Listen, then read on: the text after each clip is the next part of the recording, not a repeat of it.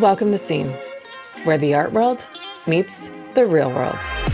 Every 2 weeks, we sit down with emerging and established artists to offer a genuine glimpse into their lives and minds, all in an authentic and totally straightforward manner. I'm Carrie Scott, your host. And with 2 decades of experience as a curator and art historian, I firmly believe in the transformative power of art, if it's seen.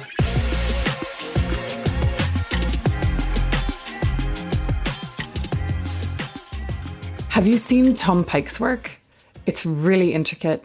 It's really bold. It's very male at first. And yet, none of that bravado, none of that kind of hard masculinity is part of his story or part of fundamentally his aesthetic. So I was totally taken aback to learn more about his practice and dig a little deeper into what he's trying to do coming from this very commercial background. And here's the thing. This was a tough one. The tech didn't work. It wasn't on our side from beginning to end. And so the conversation gets cut off halfway through. But we want to play it anyway because we think Tom's amazing. And it's kind of exciting to peek behind the plinth and into the studio.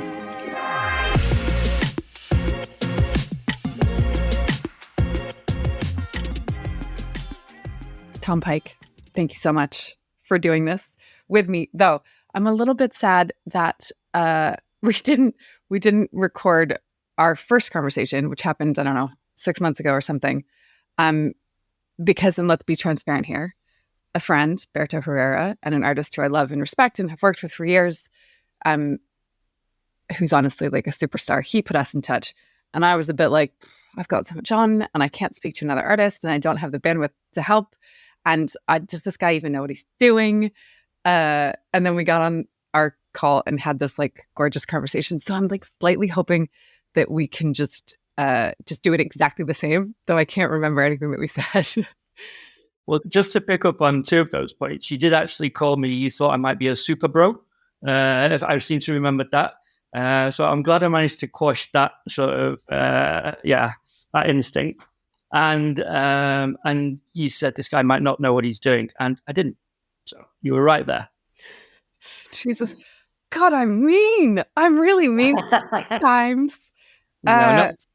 Well, you do know what you're doing. And what's been super exciting is to watch the evolution and these like new layered pieces we have to talk about because I want to understand them. But can we start kind of at the beginning, or like how, where, what, who is Tom Pike? So Tom Pike is a 20-year veteran of the clothing apparel industry as a designer. I grew up in Manchester, and then I moved down to London to study fashion at Ravensbourne College. I then moved on after that and went directly into the MA menswear course at the Royal College of Art for 2 years when it was still a 2-year course. And straight after that, having won like a sponsored project that's set by Levi's at the college, I then got the opportunity to work as a freelancer for Levi's for 9 months, and then they made it a full-time contract. And then I finished up 2.5 years there, and then went from one job to another job, finally landing in Germany in 2010, and then worked at Adidas, in Germany for 12 years, moving up through the ranks to design director for sportswear apparel. That's where I met Berto, the friend that you mentioned earlier.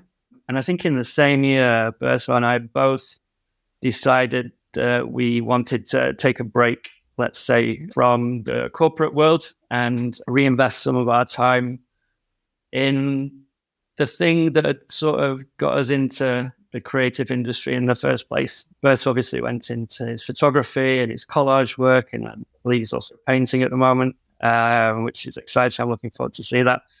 But I just remembered a painting I did for my A-level, which for any of those that don't know the UK education system, you're about 17, I think. And I painted a rubbish heap on a canvas about, I don't know, 1 meter by 1 meter 20. And I did it in a kind of a cubist style. So it looked a little bit like Brack had painted, like a rubbish heap. And I don't know why, because I'd never painted a canvas before. I just fancied the challenge. And so I did. And were you doing your A-levels in art? Yes. Yeah, I was. Yeah. And I did art at GCSE and A-level. And then I went on and did 1 year art foundation course at Stockport, which is sort of like neglected to mention at the beginning. But so art sort of saw me into fashion. Yeah. So then I went all the way back about a year and a half ago. No, longer than that. Sorry, about 4 years ago, whilst I was still working at Adidas. And I was just sort of painting in my spare time as a Sunday painter, weekend painter. And it was great. It was therapeutic. And it still remains to be therapeutic. It's probably the main reason I do it. And but in the last year and a half, having left Adidas to take the time out to spend time working on, I'm going to call them canvases because I still don't think I'm a full painter yet, or maybe would never be, but I will call them my canvases, my works. So I've taken the time out to work on those. And something you said in our last conversation had a really big impact, actually. But we can go on and talk about that if you like.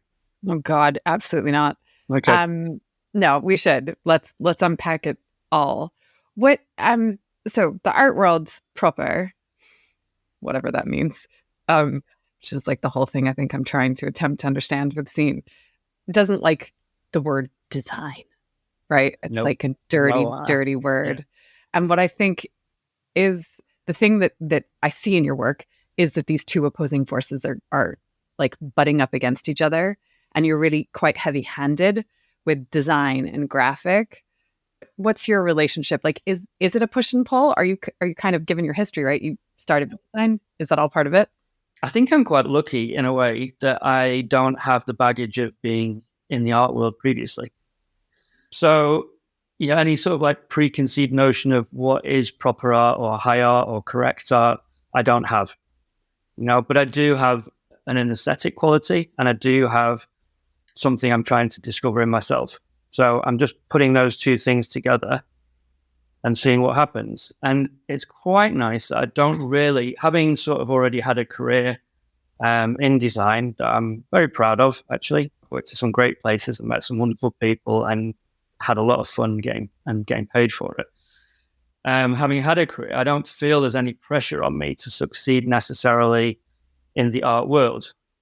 Now, I don't want to confuse that with successfully creating works that I like and I want to have created. Now, that's a different success. But success in the art world doesn't bother me so much. I mean, it'd be great if that happens. Let's see. But that's not what drives me. And so I can kind of put, the dirty design words into my work without worrying that it's going to be looked down upon because I'm not looking for acceptance from the art world. Brave. Well, or stupid. No. I mean, listen, I can see exactly where your work kind of sits in the artwork proper. Like, I think the first time we talked, maybe I didn't mention Christopher Wool. But there's for sure, it's part of a bigger history. But talk me through. So, and the thing I'm specifically talking about is the edges of your canvas. Say your name, which I think was I read, this guy is branding his work. And so I did have this preconception that you were going to be this sort of meatheady bro dude, which you're obviously not. Yeah, I'll try not to be. When I'm off camera, I'm a horrific bro. So, no, I mean, that for me was, I started doing that because I wanted to have some authenticity from where I'd been. And I spoke a little bit about this on the podcast I had with Kristalina. And that was great, actually. It helped me focus it like verbally. And I think this is the design versus the art kind of thing.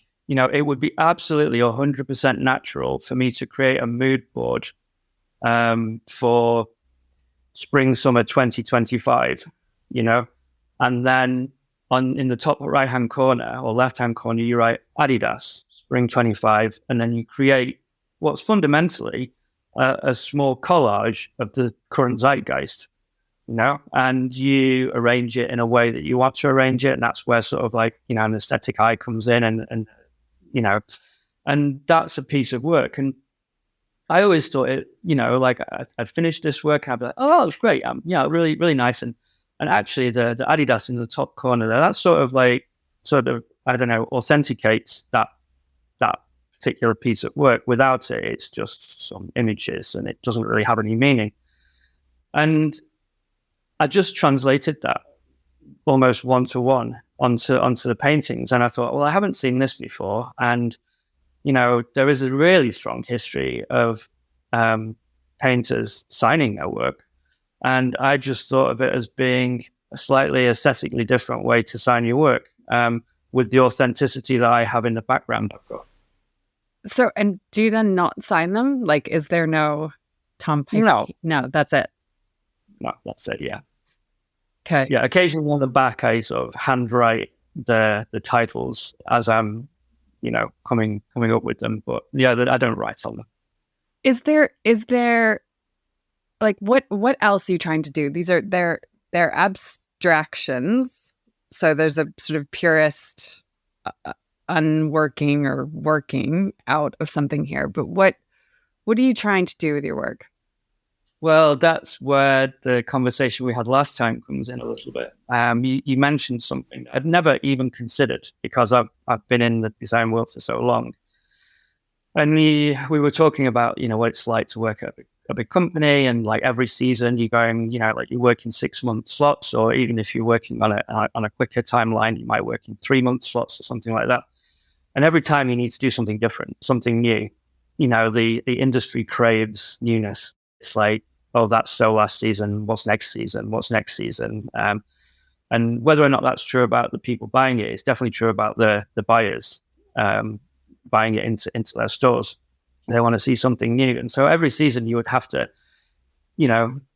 research and, discover new things. And I think you said it when we had the chat, like it demands that you're a different creative every 6 months, and you almost become slightly, I don't want to use the term in a derogatory way, but slightly schizophrenic about who you are, what your creative identity is.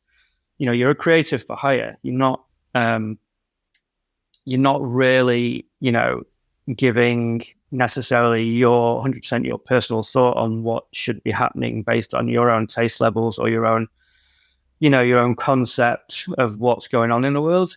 You are, you're being paid to come up with new ideas. And so every 6 months, your brain is flooded with a whole bunch of new things. Now, you work for a company and there's a cultural relevance to them, or there's a handwriting to them. So it doesn't change so much, but it changes a lot. And so I've got a lot of, so when you said that, you're someone different all the time, I tried to take it as a positive, because I don't know whether it's because I've worked in the industry like this, or I've succeeded in the industry because I'm this way. But I do have a lot going on in my mind at any one time, a lot. And it is very jumbled. And so I've started to try and organize it. But rather than organize it and say, right, this piece is going into this work, this piece is going into this work, I'm trying to create a balance in all the works that I do, either just the straight painted ones or the more recent ones where I've amalgamated old paintings together. So I'm trying to create, I don't know, visual mindscapes that balance all the sometimes conflicting things that are going on in my mind, and trying to balance those aesthetically. Like some marks that I make will represent a certain thought I have.